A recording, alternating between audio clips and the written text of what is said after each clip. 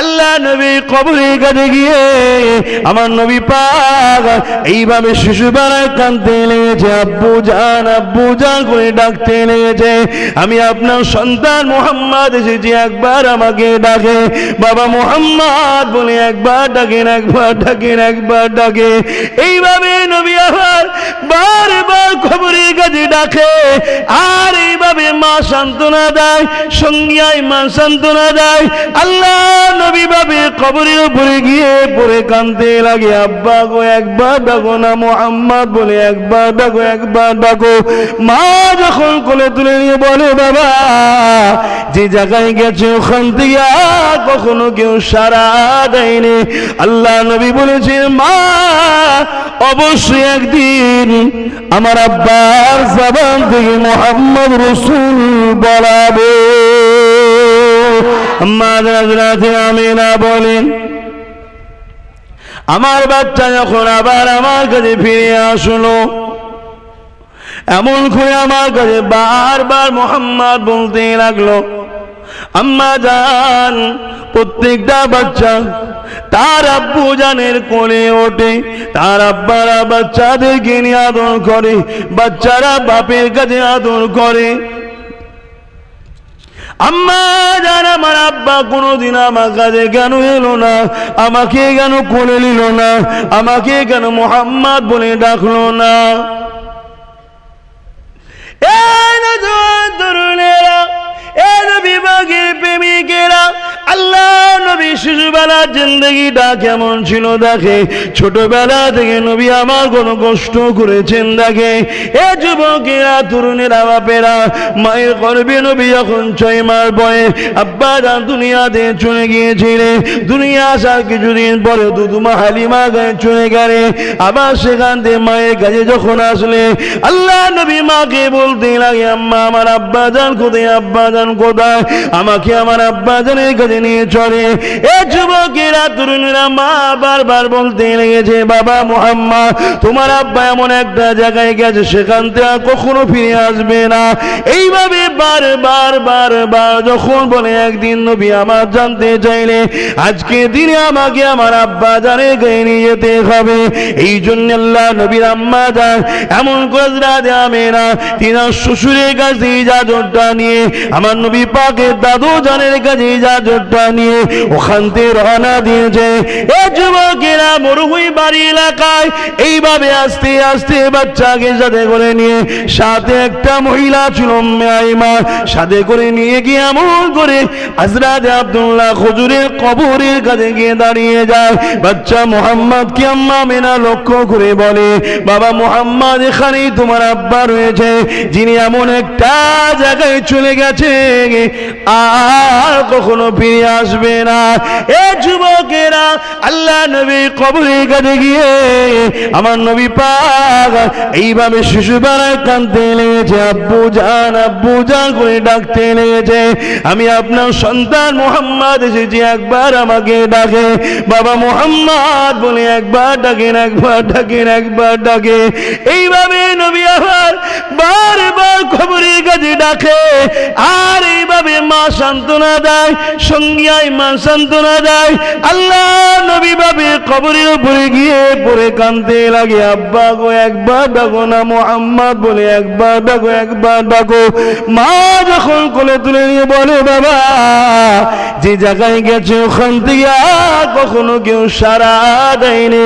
আল্লাহ নবী বলেছেন, মা অবশ্যই একদিন আমার আব্বার জবান থেকে মুহাম্মদ রাসূল বলাবে।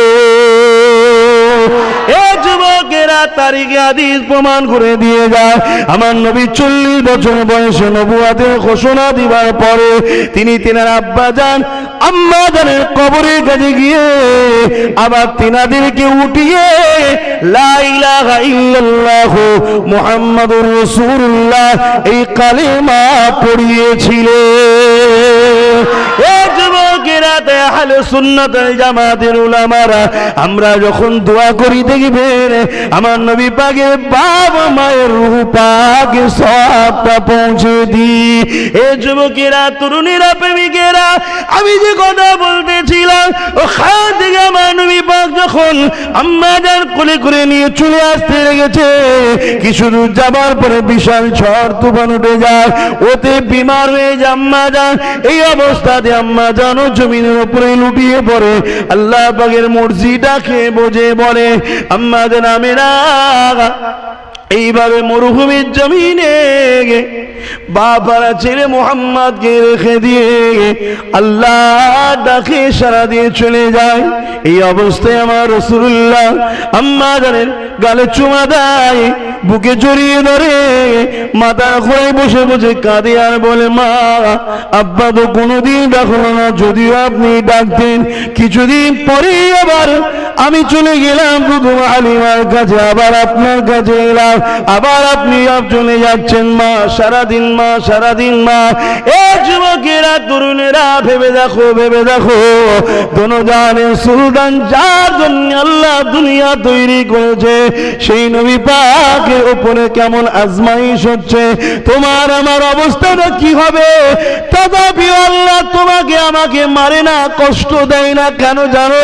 নবী আমার একদিন কাবা শরীফ তওয়াফ করতেছিলেন, হযরতে জিবরাইল সাল্লামকে আল্লাহ পাঠিয়ে দিলেন, ও জিবরাইল আমার হাবিব কেন কাঁদে দেখো।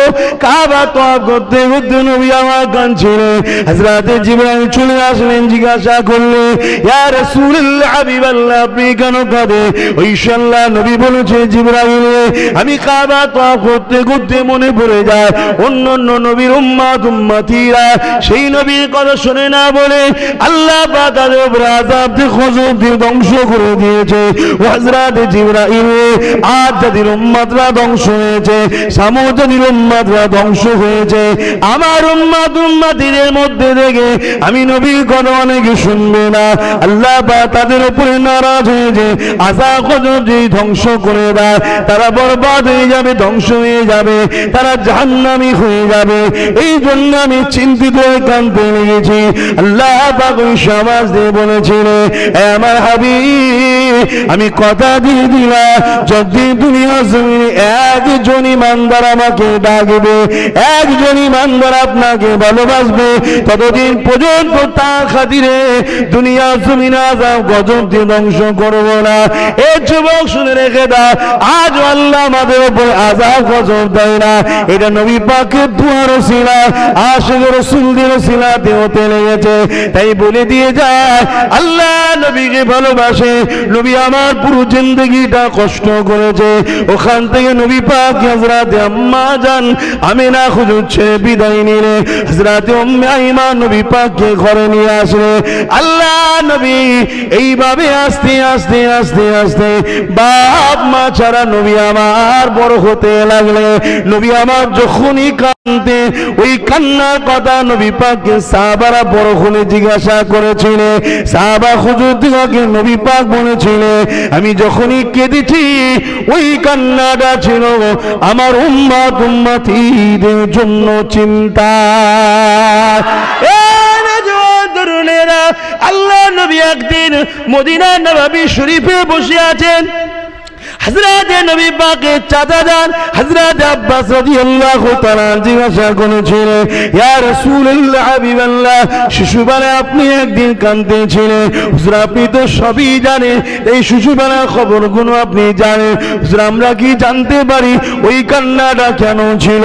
আপনাকে আমরা অনেক সান্ত্বনা দিয়েছি, আপনি কিছুদিন চুপ হন না, আবার কিছুক্ষণ পরে দেখি আপনি নূরে ঠোঁটে মুচকে মুচকে এসেছিলেন।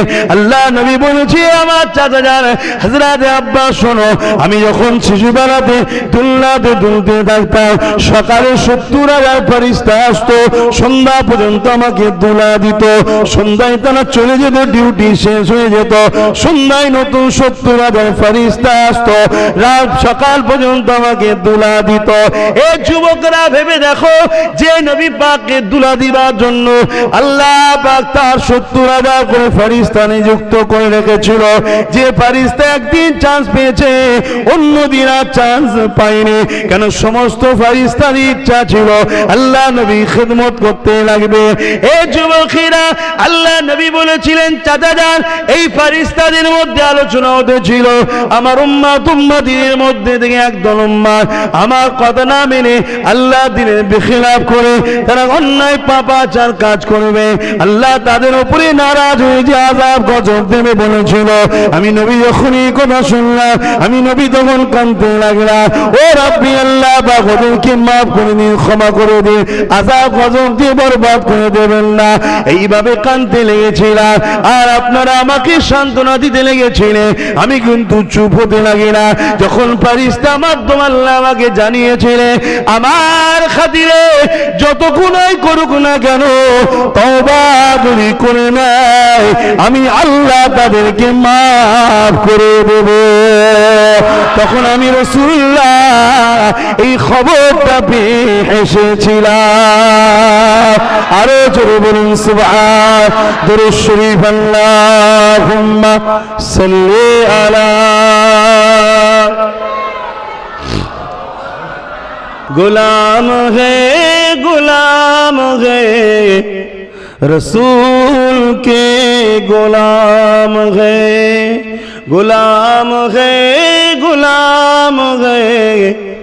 रसूल के गुलाम है गुलामी रसूल में मौत भी कबूल है गुलाम है रसूल के गुलाम है अल्लाहुम्मा सल्ली अला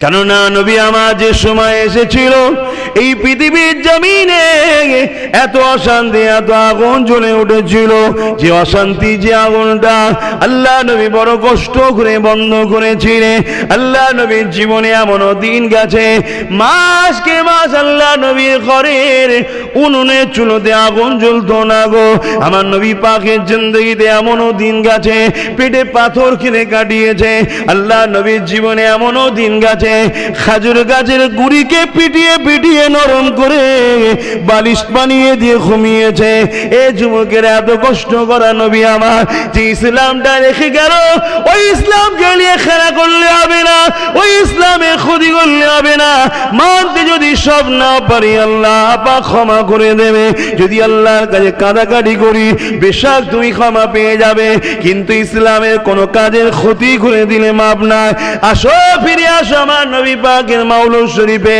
আল্লাহ নবীর আম্মা জান আমেনা বলতে লেগেছে আমার বাচ্চা দুনিয়ায় আসবে দুনিয়া জমিনে নারীদের সন্তান হতে গেলে প্রতিটা নারীর অন্য কোনো মহিলার প্রয়োজন হয় কেননা মা অন্য নারীদের সেবা লাগে আমি আমেনা একা রয়েছি বড় চিন্তিত হতে লাগলাম এমন সময় দেখতে লাগলাম আমি আমেনা খুচরা ঘরটা আমি আমেনা ঝুপড়ি ঘরটা আমি আমেনা ঘরের ভেতরটা আলোয় আলোকিত হয়ে যায় আমি আমেনা তাকিয়ে দেখি এই আলো কোথা থেকে আসতে লেগেছে আমি আমেনা অবাক হয়ে গেলাম দুটো কিংবা তিনটে ইখতিলাফ রয়েছে এত সুন্দরী সুন্দরী নারী আমি আমেনা আমার ঘরের মধ্যে এসেছে দুনিয়ার জমিনে এত সুন্দরী নারী হয় আমি আমেনা কখনো ভাবতে পারি না অবাক হয়ে গেলাম আমি আমেনা তাদেরকে জিজ্ঞাসা করতে লাগলাম কারা আপনারা এত সুন্দরী আপনাদেরকে দেখতে ওই সময় নারীগুলো বলেছিল এ মা আমেনা আমরা দুনিয়ার কোন নারী নয় মা আমরা আল্লাহ পাকের জান্নাতি হুর আপনার পেটে যিনি রয়েছেন উনি শুধু আপনাদের নবী নয় উনি তো আমাদেরও নবী জান্নাত জান্নাতকে জিজ্ঞাসা করা হয়েছিল জান্নাতকে জিজ্ঞেস করা হয়েছিল যে তুমি তো আমাদের সবার জান্নাত তোমার কি কোনো জান্নাত আছে জান্নাত বলেছিল আমার জান্নাত হলো মুহাম্মদ রাসূল জোরে বলুন সুবহানাল্লাহ আমার নবী জান্নাতেরও নবী সব ভাই আমার রাসূলকে ভালোবাসে আম্মা জান বলেন আমার সময় আগিয়ে আগিয়ে আসছে। এদিকে এক রাত এসে জিবরাইল মেসেজ দিয়ে গেছে, আমেনা সৈয়দুল মুরসালিন আল্লাহর দোস্ত আছে, কোনো কষ্ট না হয়, আঘাত না লাগে, বেজান না হয়, আল্লাহ পাক কুদরতি অন্তরে নারাজ হবেন, কষ্ট পাবেন, এভাবে মেসেজ দিয়ে গেছে। তাই আম্মা বলছেন আমার দিন যত আসছে আমি বড্ড একা এবং চিন্তার মধ্যে আছি। হঠাৎ করে যেদিন রসুল আমার এসেছিলেন 12ই রবিউল আউয়ালে, ওই যে 11ই রবিউল আউয়াল, আম্মা জান আমেনা বলছেন যে আমার সন্তান যেদিন আসবে, রাতটা যে এসেছিল সারা রাত আমার বাচ্চা আমাকে কখনো কষ্ট দেয়নি, কিন্তু আমি ঘুমোতে পারছিলাম না, বড় চিন্তার মধ্যে একটা ছিলাম, কেন দোনোজাহানের সুলতান আসছে। কিন্তু যখন শবে সাদেকের সময় এলো, অটোমেটিক আমার একটা খুব ঘোর তন্ত্রা এসে গেল।